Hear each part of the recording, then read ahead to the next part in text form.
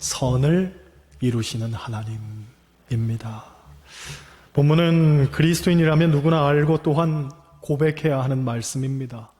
우리가 알거니와 하나님을 사랑하는 자, 곧 그의 뜻대로 부르심을 입은 자들에게는 모든 것이 합력하여 선을 이루느니라. 먼저 우리가 알거니와 라고 말합니다. 무엇을 안다는 겁니까? 하나님이 모든 것을 주관하신다는 것을 안다는 거죠. 이것은 지식으로 아는 것, 경험으로 아는 것, 직관으로 아는 것, 체험적 신앙을 통해서 아는 것 모두를 포함합니다. 곧 하나님께서 살아계셔서 지금도 우리의 삶에 역사하신다는 것을 우리는 알고 또 고백하는 것입니다. 여러분, 역사는 하나님이 주관하십니다. 그리고 우리의 생사, 화복도 하나님께서 주관하십니다. 우리가 인생을 살다 보면 때로는 원치 않는 일을 겪을 때가 있고 또 안타까운 상황들을 마주하기도 합니다. 그럴 때면 하나님의 살아계심에 대한 의문이 들기도 하죠. 하나님께서 살아계시다면 과연 이런 일들이 벌어질 수 있는가 자연스레 묻게 됩니다. 시편을 읽다 보면 종종 시편 기자는 그런 질문을 던집니다. 내가 이렇게 고난과 고통을 당하는데 주님은 도대체 어디에 계십니까? 성경학자들은 시편에 나타난 하나님을 말할 때에 숨어 계신 하나님이란 표현을 사용합니다. 여러분, 살면서 때로는 하나님이 숨어 계시는 것처럼 느껴질 때가 있지 않으십니까? 영국의 유명한 크리스천 문학가가 숨어 계신 하나님이란 제목으로 수필을 썼습니다. 그분은 수필 속에 자기 자신의 경험을 통해서 자기가 어떻게 숨어 계신 하나님을 이해하게 되었는가를 설명합니다. 그분이 결혼을 해서 아기를 낳았다고 합니다. 우리는 엄마와 아기가 같이 자는 것이 당연한 문화지만 영국은 엄마와 아기가 떨어져 자는 게 그들의 문화입니다. 왜냐하면 독립적인 인격으로 키우기 위해서 그렇습니다. 그래서 아기 침대에 조그마한 아기를 눕혀놓고 잠을 재운 후에 불을 끄고 자기 방으로 돌아왔습니다. 그런데 얼마 지나지 않아 아기가 울기 시작했다고 합니다. 당장 쫓아가서 도와주고 싶었지만 엄마는 참았습니다. 아기 울음소리가 점점 더 커져갑니다. 그래도 엄마는 참습니다. 아기 울음소리를 들으면서 엄마가 가슴을 부여잡고 소리쳤죠. 아가야, 나는 너에게서 멀리 떨어져 있지 않아. 엄마는 너를 충분히 도와줄 수가 있어. 하지만 너는 이 울음을 그치고 혼자 그 방에서 자는 것을 배워야 한단다. 그래야 힘든 세상을 홀로 이길 힘을 키울 수 있단다. 아기에게 이렇게 외치던 중 문득 그녀에게 시편의 하나님이 생각이 났습니다. 숨어 계신 하나님이란 어떤 분인가가 깨달아지게 되더라는 거죠. 그렇습니다. 우리의 삶이 곤고하고 힘들 때에 여러분 숨어 계신 하나님을 생각해 보시길 바랍니다. 하나님은 얼마든지 우리를 도우실 수 있습니다. 하지만 때때로 우리의 성숙을 위해서 또 우리가 미처 생각지 못했던 선을 이루기 위해서 우리의 곁에 숨어 계신 모습으로 탄식하면서 우리를 바라보고 계시는 거죠. 마태복음 8장을 보면 예수님이 어느 날 제자들과 함께 배를 타고 갈릴리 호수를 건너고 있었습니다.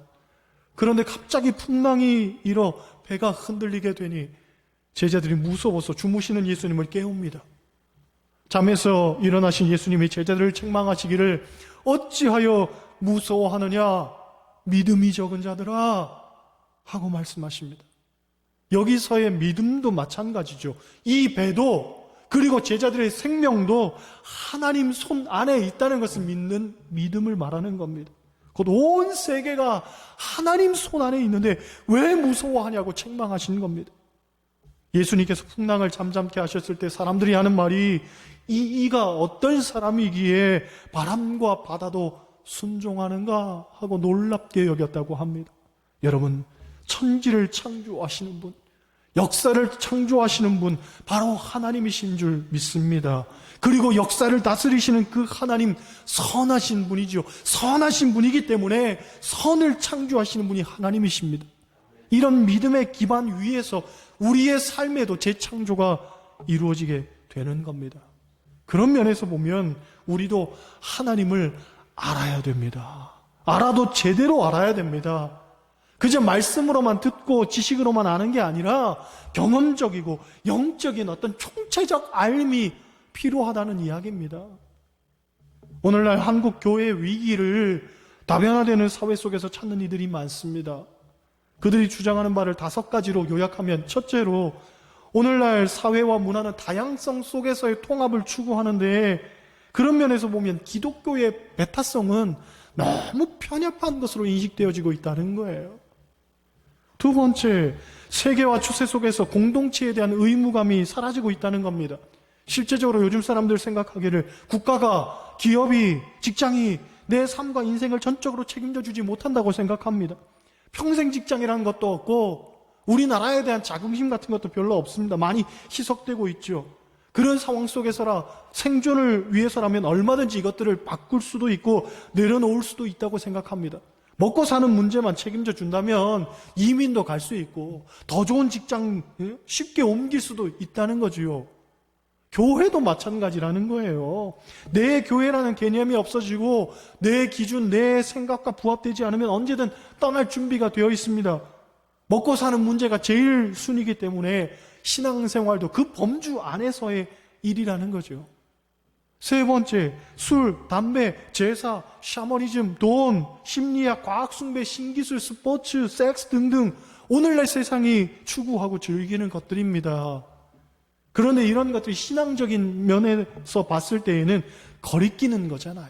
세상에서 즐길 거리가 너무너무 많은데 교회 안에만 가면 이것들이 정죄당합니다. 그러니 누가 교회 가고 싶겠습니까? 네 번째, 다원주의와 불가지론이 만연합니다. 누구의 종교가 옳은지는 아무도 모르기 때문에 모든 사람의 생각을 인정해 주어야 된다는 것이 요즘 사람들의 생각입니다. 이런 생각은 다원주의뿐만 아니라 이단에게도 강력한 기반을 제공하고 있어서 교회 다니는 사람들은 편협하고 고지식한 사람들이라는 생각을 더욱 강력하게 지지하고 있죠. 다섯 번째, 코쿠닝 성도와 다운시프트 신앙입니다. 코쿠닝이란 말은 간단히 말하면 신앙생활 힘들게 하고 싶지 않다는 거예요. 편하고 싶다는 거예요. 또 다운시프트 신앙이라는 것도 숨차고 정신없는 인생 거부하고 인생을 좀 더 여유롭게 즐기고 싶다는 생각, 거기서부터 파생된 겁니다. 신앙생활도 그냥 편안하고 편만하게 하고 싶다는 거예요. 힘들게 하고 싶지 않다는 거예요. 그런데 생각해보면 신앙생활이 어디 그렇습니까? 신앙생활은 헌신, 충성, 인내, 희생, 십자가 이런 말로 대표가 되는데 앞서서도 말했지만 이런 것들 오늘날 사람들의 사고와는 정면으로 배치되는 겁니다. 하지만 이런 무수한 어려움에도 불구하고 그런 환경과 상황에 관계없이 교회를 다니고 자기를 쳐서 복종시키면서 헌신하고 희생하고 충성하는 사람들이 있습니다. 왜 그렇게 할 수 있느냐? 이유는 간단하지요. 그분들은 정말로 하나님을 만났고 하나님을 제대로 알기 때문에 그렇습니다.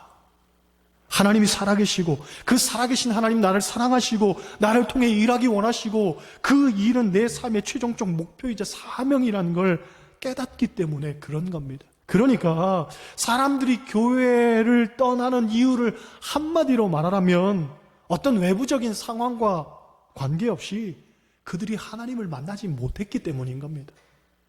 하나님을 제대로 알지 못했기 때문에 그런 겁니다. 여러분, 수많은 사람들이 교회를 나왔다가 중도에 그만두는 일이 왜 생깁니까? 결국은 하나님을 만나지 못했기 때문에 그렇습니다. 제 친구 가운데도 지금은 교회를 그만둔 친구가 있습니다. 학생 때는 교회 연합회 회장도 하고 신학교까지 갈 생각을 했던 친구입니다. 그런데 지금은 교회를 다니지는 않습니다. 교회 좀 나가라고 얘기를 하면 가긴 가야 되는데 하면서도 얼마나 방탕한 삶을 사는지 모릅니다. 왜 이 친구가 교회를 안 나갈까 생각이 들어서 진지하게 이야기를 나눈 적이 있습니다. 결국 제가 느낀 그 친구의 문제는 뭐냐면 교회는 나갔지만 하나님을 온전히 만나지 못했다는 거예요. 하나님을 제대로 만나지 못했다는 거예요. 하나님에 대한 믿음, 구원의 확신, 이게 분명치 않으니까 교회를 안 나갈 이유와 명분만 점점 커지는 거죠. 우리 주변을 보면 그런 사람들이 있습니다. 친구 따라 교회 나가고, 남편 따라 교회 나가고, 부모 따라 교회 나갑니다. 그러다 보니 하나님도 친구의 하나님이고, 남편의 하나님이고, 부모의 하나님이었지 내 하나님 아니었던 거예요. 에스겔서 14장 20절을 보면 이런 말씀이 있습니다. 비록 노아, 다니엘, 욥이 거기에 있을지라도 나의 삶을 두고 맹세하노니 그들도 자녀는 건지지 못하고 자기의 공의로 자기의 생명만 건지리라. 주 여호와의 말씀이니라. 무슨 말입니까? 내가 고백하는 나의 하나님이 있어야 된다는 거예요. 내가 만난 하나님, 내가 고백하는 하나님, 내가 간증할 수 있는 하나님, 곧 하나님을 알아도 제대로 알라는 거예요. 여러분, 우리는 압니다. 그리고 믿고 고백합니다. 하나님 안에서는 모든 것이 합력하여 선을 이루게 됩니다. 여기서 모든 것이란 좋은 것만 의미하는 건 아니죠. 불행, 실패, 좌절, 질병, 심지어 죽음까지도 포함하는 겁니다. 그리스도인의 삶에도 얼마든지 이런 것들이 찾아올 수 있다는 거예요. 불행도, 질병도, 곰핍도, 삶의 곤고도 얼마든지 있을 수 있습니다. 다만 이것들이 어우러져서 하나님의 선을 이룬다는 거죠. 그런데 문제는 여기서 선이 그냥 모든 것이 잘 되는 것을 의미하는 것은 아니라는 거예요. 이 선이라는 것을 제대로 이해하기 위해서는 29절을 봐야 됩니다. 29절. 여러분 29절을 한번 보세요. 하나님이 미리 아신 자들을 또한 그 아들의 형상을 본받게 하기 위하여 미리 정하셨나니. 할렐루야. 곧 선이란 바로 하나님이 미리 아신 자들로 하여금 하나님의 아들인 예수 그리스도의 형상을 본받게 하기 위한 것이다 라는 겁니다. 다시 말해서 그리스도의 인격을 담게 하는 것이라는 말입니다. 여러분, 우리 삶에서 무엇을 경험하든 그 모든 불행과 역경과 고통에도 불구하고 하나님은 마침내 하나님의 아들이신 우리 주 예수 그리스도를 본받게 하실 겁니다. 왜냐하면 예수님을 본받는 것이 하나님이 우리를 위해서 준비해 놓은 최고의 선이기 때문에 그렇습니다. 성경에서 합력의 선을 이야기할 때 가장 많이 언급되는 사람이 누구냐면 요셉입니다. 요셉은 17살 나이에 남의 나라의 종으로 팔려갑니다. 그것도 형들에 의해서 그렇습니다. 비참한 인생이었지만 노예가 되어서도 성실합니다. 그런데 이게 웬일입니까? 그렇게 성실히 산 결과가 누명을 쓰고 감옥에 들어가는 것이었습니다. 얼마나 억울합니까? 하지만 그 감옥에서 궁중에서 일하다 들어온 죄수들을 만나게 되는데 그 죄수들은 정치범으로 들어온 것 같죠? 요셉이 거기서 그들을 통해 정치 공부를 하는 거예요. 나중에 애굽의 총리 대신으로 일할 때에 그 정치적 수완은 아마도 거기서 배운 게 아니었을까 싶습니다. 이야기는 재밌게 전개돼서 자기를 판 형들이 곡식을 사러 총리 대신이 된 요셉 앞에 무릎을 꿇게 됩니다. 그때 요셉이 형들에게 이런 말을 하지요. 당신들은 나의 생명을 해하려 하였으나 하나님은 그것을 선으로 바꾸사 오늘과 같이 많은 백성의 생명을 구원하게 하셨나이다. 그렇습니다. 그리스도인에게는 잘 되는 것도 잘 되는 것이지만 안 되는 것도 잘 되는 겁니다. 그렇죠? 곧 하나님의 계획이 있어서 잘 되게도 하는 것이고 안 되게도 하는 것이라는 거예요. 이것을 믿는 것이 진짜 믿음 아닙니까? 30절 보세요. 30절 제가 읽습니다. 또 미리 정하신 그들을 또한 부르시고 부르신 그들을 또한 의롭다 하시고 의롭다 하신 그들을 또한 영화롭게 하셨느니라. 할렐루야. 하나님이 우리를 정하시고 우리를 부르셨습니다. 내가 원해서 하나님 앞에 온 게 아니라 하나님이 우리를 정하시고 우리를 부르셨기 때문에 우리가 하나님 앞에 나온 겁니다. 그러면 하나님께서 왜 우리를 정하시고 우리를 부르셨느냐? 그 그것은 우리가 하나님을 믿는 순간 하나님은 우리의 죄를 용서하실 뿐만 아니라 우리를 의롭게 하셨고, 게다가 의롭다 함을 받고 주 앞에서 새로운 삶을 살게 된 우리를 하나님은 그냥 내버려 두지 않으시고 우리 인생에서 경험하는 모든 사건과 모든 삶의 경험들을 통해서 연단시키시고 빚어 만드사 예수 그리스도의 인격을 본받게 하시고, 그리고 마침내 그분을 닮은 존재로 하나님 앞에 우리를 세워주셔서 우리를 영화롭게 하셨다는 거예요. 할렐루야.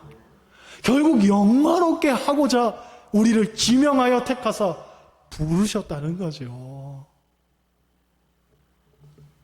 하나님 안에 있는 우리 삶에도 때로는 시련도 있고 아픔도 있지만 오히려 그런 것들이 합하여져서 하나님께 나아가게 하고 그리스도의 인격을 담게 만드는 것임을 여러분 믿으면서 매일매일의 삶을 하나님께 온전히 맡기고 선을 이루시는 하나님께 항상 감사함으로 사시기를 주님의 이름으로 간절히 축원합니다.